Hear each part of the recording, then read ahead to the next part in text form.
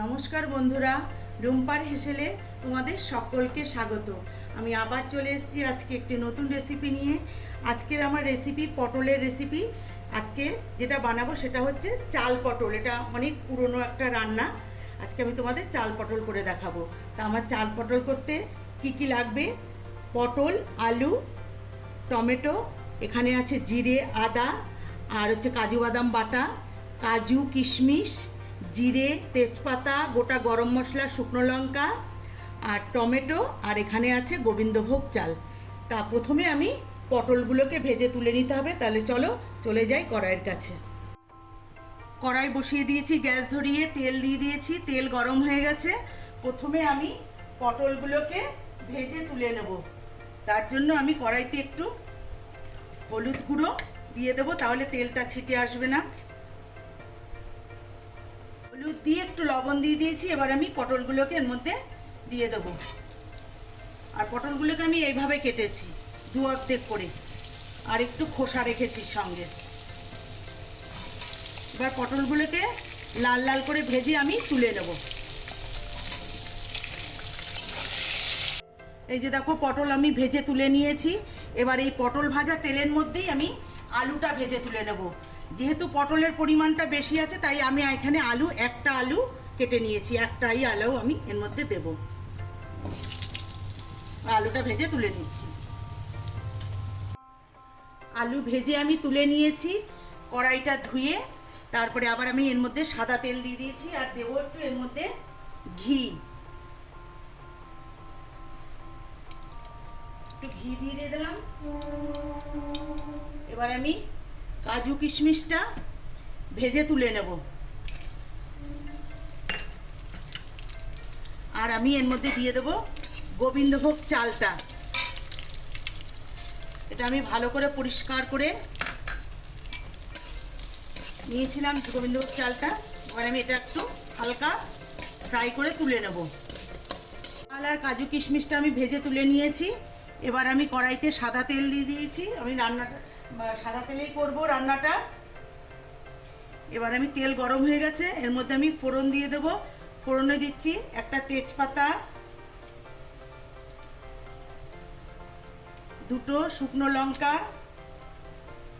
এক টুকরো দারচিনি, দুটো লবঙ্গ, আর দুটো এলাচ, আর দিয়ে দেব গোটা জিরে। এবার ফোড়নটাকে একটু ভাজা ভাজা করে নেব।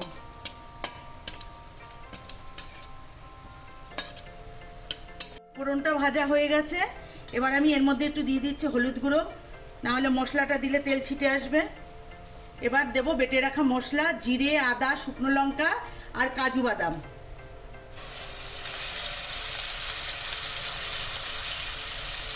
এবার আমি এর মধ্যে দিয়ে দেবো কেটে রাখা টমেটো।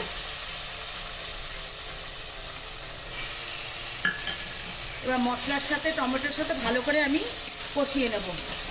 মশলা আমার প্রায় কষানো হয়ে গেছে। এবার আমি এর মধ্যে ভেজে রাখা চাল আর কাজু কিশমিশটা দিয়ে আবার একটু মশলার সাথে নেড়ে চেড়ে নেব। চাল আর মশলা আমার কষানো হয়ে গেছে। এবার আমি এর মধ্যে দিয়ে দেব স্বাদ মতো লবণ, আর দিয়ে দেবো এর মধ্যে ভেজে রাখা পটল আর আলু। এবার আমি এটা কিছুক্ষণ কষিয়ে তারপরে আমি এর মধ্যে দিয়ে দেবো জল। জলটা আমি আগে থেকে ফুটিয়ে রেখেছি। এবার আমি জলটা দিয়ে দেবো। জল আমি খুব বেশি দেব না, অল্প করে জল দেবো, মানে চালটা সিদ্ধ হতে হবে। এবার আমি এর মধ্যে দিয়ে দেবো চেরা কাঁচা লঙ্কা।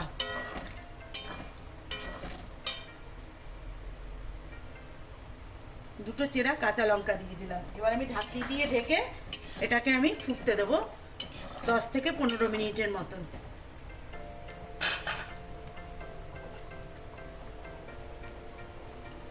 ঢাকনাটা তুলে নেব।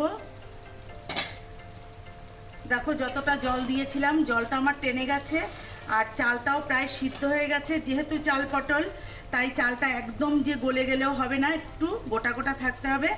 আর এটা কিন্তু বন্ধুরা সম্পূর্ণ একটা নিরামিষ রেসিপি। তোমরা এটা রাতে কিংবা দুপুরে যখন খুশি বানিয়ে খেতে পারো। আর এটা রুটি, পরোটা, লুচি, পোলাও সব কিছুর সঙ্গেই চলবে। রান্নাটা আমার হয়ে এসছে, এবার আমি এর মধ্যে দিয়ে দেবো চিনি। যেহেতু এটা নিরামিষ রান্না আর এই রান্নাটা একটু মিষ্টি মিষ্টি ভালো লাগে। এবার আমি দিয়ে দেবো এর মধ্যে ঘি।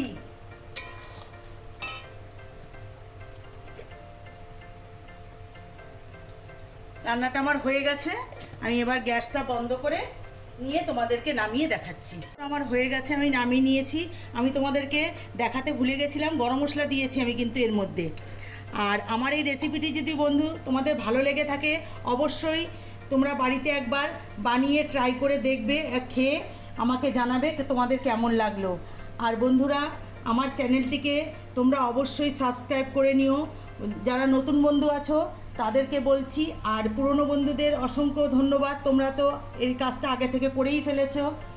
আর আমার এই ভিডিওটি তোমাদের যদি ভালো লেগে থাকে তাহলে প্রচুর পরিমাণে লাইক শেয়ার করো। তাহলে আজকের মতন ভিডিওটি আমি এখানেই শেষ করছি। ভালো থেকো, সুস্থ থেকো, নমস্কার।